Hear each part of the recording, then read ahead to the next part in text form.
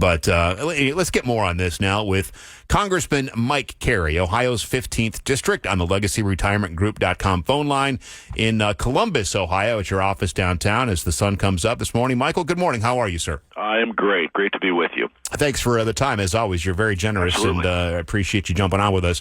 So you heard my run-up there, the meeting yesterday with Trump and Zelensky and some other European leaders. I'm sure you've been briefed on everything going on here. What's your take, Mike? Well, I mean, first off, I just want to say, I think we all know that the president wants peace.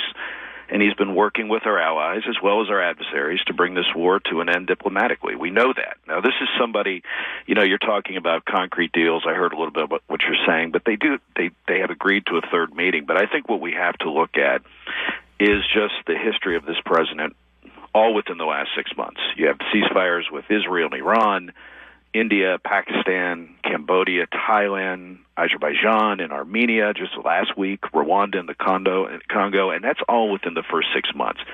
Now, we know that Putin started this war. We know that he is a dishonest diplomat, actor. We know that, and a dictator. So, we need to take Putin's words with a grain of salt. But I'm glad that the president is gathering our allies to find some, path to peace. And I guess this third meeting, if it happens in a couple of weeks, it'll be fantastic. But to your point, people are so used to instant knowledge with your cell phones now, Yeah. and I think if you looked at what Reagan did back in the 80s. I mean, this was reported on by major news outlets. It wasn't, somebody with a blog that's reporting on their, that becomes newsworthy, right? I mean, this is, these are serious negotiations that need to take place, and I got to give credit to the president on that. Yeah, no doubt, and it's very complicated and delicate negotiations too. Absolutely. This isn't just a plus B equals C equation here. There's a lot going on, and it takes some time, so we'll have to wait and see. The other one I wanted to hit you on, I know you're not in D.C. right now. You've been in the district, and we'll talk about that. But this whole notion of Governor Mike DeWine getting grief because he, quote unquote, sent National Guard troops to help with the crime situation. There was a protest downtown over the weekend about it. Not a big protest, but there was a small protest downtown over the weekend about that. And I like that the governor came back and pushed back and said, I was actually requested by the Secretary of the Army, Dan Driscoll, to send 150 National Guard troops from Ohio down there to help out in the crime situation. Now, you spend a decent amount of time in D.C., and I'm already seeing some of these numbers, Congressman. Robberies are down, carjackings are down, violent crimes are down, all double-digit percentage points since the feds have had boots on the ground in the last week there. Well, there's no doubt about that. And first off, I started working on the Hill back in the 1990s. And believe me, crime in the 1990s in D.C. was absolutely terrible. But what we have seen over the course really of about the last 8 years, we've seen a major shift in crime in D.C. And I can, one of my colleagues, Ron Estes, who's out of Kansas, I mean, he just lost one of his interns because of stray bullets earlier this summer. I mean, he was a great young man, this kid, and was in the wrong place at the wrong time, unfortunately, but stray bullets got him. I mean, I can tell you, and this isn't anecdotally, I mean, this happened to my staff, my chief of staff, my legislative director, and my communications person at the time. This was about 3 years ago. On Capitol Hill, were attacked by a man with a knife. So I think the president is in the right place, and I applaud Mike DeWine for sending. I mean, this is our nation's capital. It's not just the capital of Ohio or West Virginia or Michigan. It is the nation's capital, and I'm glad to see that the crackdown on the crime there.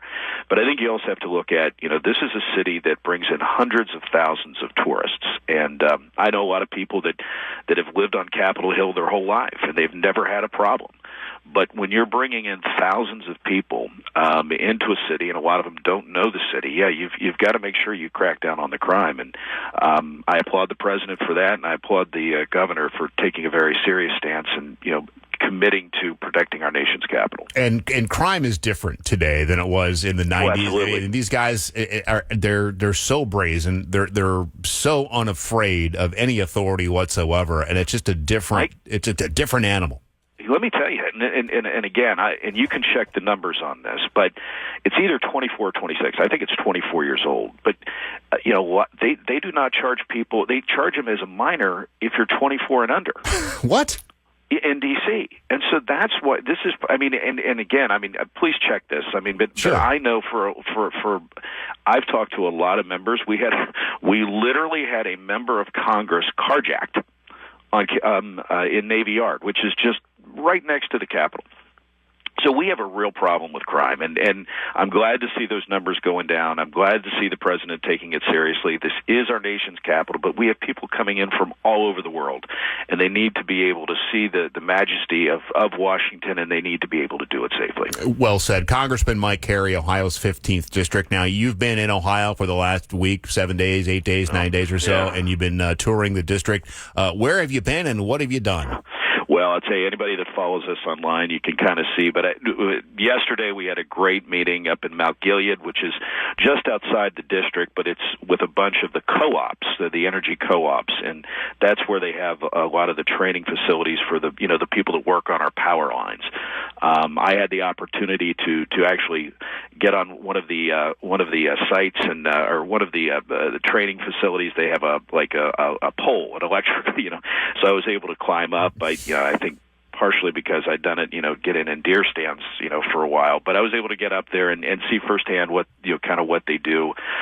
Great facilities up there, and I think it's something that if anybody's looking at a career, they ought to Google that. But between, we've been over in the western side of our district with the Springfield Air National Guard, some amazing things they've got going on there. But also they have the Air Mobility Center, which is a lot of this new technology, pretty amazing. We did a teletown hall again with AARP. We talked a lot about Social Security because Social Security celebrated 90 years. But we also, of course, have been leading an effort, and you and I have talked about this before, on the credit for caring, what I'm doing with Congresswoman Sanchez out of California. This is a $5,000 tax credit that would go to help caregivers or support givers at people that are home, and we were able to do that with a number of other organizations. A lot of round tables. It's been a pretty busy time. Yep, good for you. So what's next for you? What's your schedule when you get back to Washington? Well, I think we've got a couple more weeks. I think we're going to continue. We got a busy day today. I believe we're going to be headed around. We've got some things that we're doing all around the district for the next week. And I think probably second week of September, I think, is when we go back to D.C. So you'll be here in 11 days when Buckeyes take on Texas Longhorns at the Horseshoe. Boy, I'll tell you what, I can't wait for that game. And it's my understanding, Congressman, you've got one of these fancy new luxury suites. So if you need a +1 for that game, you know where to find me. Yeah, that is the least thing that I have. I just want to get a ticket. That's what I got to try to get. Always good to hear your voice, Congressman Mike Carey. Stay well, my friend. We'll talk again soon.